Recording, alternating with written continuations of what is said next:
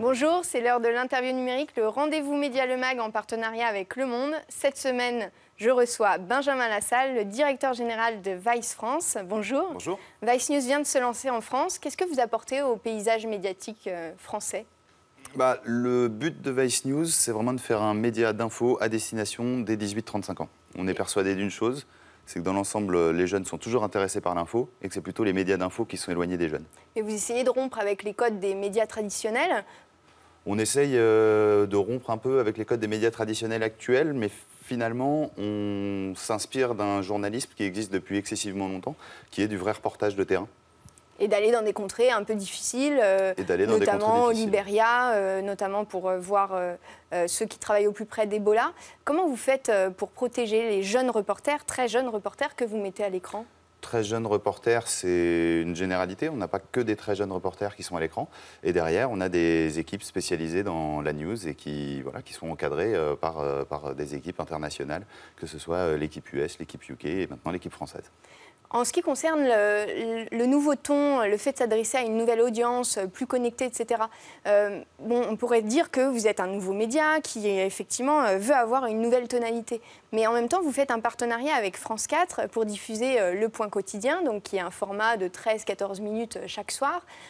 Or, France 4, même s'il y a une liberté de ton, un côté expérimental, c'est quand même un média traditionnel. Alors déjà, je voudrais juste préciser qu'il y a différentes rédactions au sein de Vice aujourd'hui. On a une rédaction Vice News donc, qui vient d'être lancée en France, donc en français même, parce que c'est vraiment une version française. Et on a une équipe dédiée à l'émission Le Point Quotidien. Donc c'est une équipe qui est menée par Alexandre Guillemard en rédaction en chef, avec une réalisatrice qui est Clémentine Duzer. Et ensemble, avec une dizaine de personnes, c'est eux qui travaillent jour et nuit à faire cette émission qu'on voit chaque jour maintenant depuis lundi. Pour répondre maintenant plus directement à votre question, nous, ce qui nous a intéressé, c'est que lorsqu'on a rencontré France 4, ce que je vous disais tout à l'heure sur cette vision des jeunes s'intéressent à l'info et il faut juste leur présenter l'info d'une manière qu'ils comprennent et à laquelle ils adhèrent. À ce moment-là, on peut vraiment créer quelque chose ensemble. Donc, mais comment vous le faites ? Parce que finalement, quand on voit le programme, effectivement, il y a un petit zapping, il y a une jeune femme qui présente, et puis vous avez un long reportage. En quoi c'est différent de ce qu'on peut voir aujourd'hui à la télévision ? J'aurais presque envie de vous retourner la question. Est-ce que vous avez senti quelque chose de différent ou pas ? Nous, un tout petit peu dans le ton de la présentatrice, effectivement, avec du langage un petit peu plus familier. Je pense qu'on est dans quelque chose de plus authentique aussi. Enfin, voilà, c'est shooté directement dans nos bureaux par des gens qui font directement partie de nos équipes, qui font partie de cette génération 18-35, qui sont super ouverts sur le monde. Pénélope, qui est justement notre présentatrice, elle est vraiment, elle symbolise exactement la génération à laquelle elle s'adresse. Et on a l'impression finalement d'avoir fait sauter des filtres. Et encore une fois, c'est un projet éditorial d'une rencontre entre l'équipe éditoriale de Boris Razon chez France 4 qui cherchait vraiment à faire finalement quelque chose qui, pour moi, me semble réellement une mission de service public, c'est intéresser les jeunes à l'info. Comment vous générez des revenus à Vice News ? Donc vous avez ce partenariat avec France 4 qui vous génère des revenus. France 4, c'est un partenariat avec Vice dans son ensemble. Et donc dans cette émission, on retrouve en effet des éléments qui apparaissent dans Vice News. Encore une fois, c'est quelque chose d'indépendant. Donc là, vous êtes comme une boîte de production, mais vous avez d'autres revenus qui sont générés ? Par la publicité.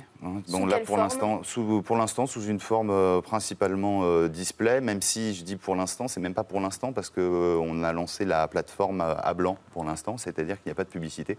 Jusqu'à quand ? Jusqu'à, je l'espère, lundi, semaine prochaine. D'accord, donc dès la semaine prochaine, vous allez avoir des publicités. On va avoir de la publicité en display. Et des contenus sponsorisés qui sont peut-être créés par la rédaction ? Est-ce que c'est ce modèle-là ? Non. Ça va être créé par des agences publicitaires à côté ? Non plus. C'est comme d'habitude, la publicité, c'est du display, donc c'est dans des espaces publicitaires. Derrière Vice News, on est sur de l'éditorial news. Donc, il n'y aura pas de contenu sponsorisé ? Pas sur cette plateforme-là. Sur les autres plateformes, bien entendu, c'est autre chose. C'est-à-dire qu'on est en train de lancer Munchies, qui est notre plateforme culinaire. On est en train de lancer Motherboard, qui est notre plateforme dédiée aux nouvelles technologies, en version française. Elles existent déjà aux US. Et là-dessus, on cherche des partenaires de lancement, parce qu'on pense que c'est quelque chose qui peut complètement s'y prêter. Donc, qui pourront éventuellement sponsoriser des contenus qui se retrouveront sur ces plateformes. Tout à fait. En fait, on fonctionne finalement, encore une fois, comme l'avaient fait les médias traditionnels à l'époque. On a toujours telle marque. On a par exemple Bleu Channel présente Le Grand Journal. Bon, on a eu déjà Bleu Channel présente des émissions sur Vice. On peut avoir tout à fait une marque qui présente et qui derrière n'intervient pas dans la partie éditoriale. C'est du sponsoring et oui, ça c'est le genre de choses qu'on peut faire. Il y a eu, il y a quelques semaines, une toute petite polémique aux États-Unis sur un rédacteur en chef de Vice qui disait qu'on n'avait pas le droit de publier un contenu qui parlait d'une marque sans demander l'autorisation au service communication. C'est pas du tout. Enfin, si on reprend à ce moment-là l'histoire, c'est pas exactement ça qui s'est passé puisque c'était un article qui concernait la NFL. Et au même moment, la ligue de football américaine. Exactement. Et au même moment, on était en train de récupérer les images de la NFL. Donc tout ce qui était demandé, c'était de faire remonter cette information-là pour qu'on puisse la voir au moment de. Voilà. Et derrière, il y a par contre jamais eu d'interdiction en effet d'aucune parution dans Vice. Et ça, on y met un point. Lié à une marque. Oui.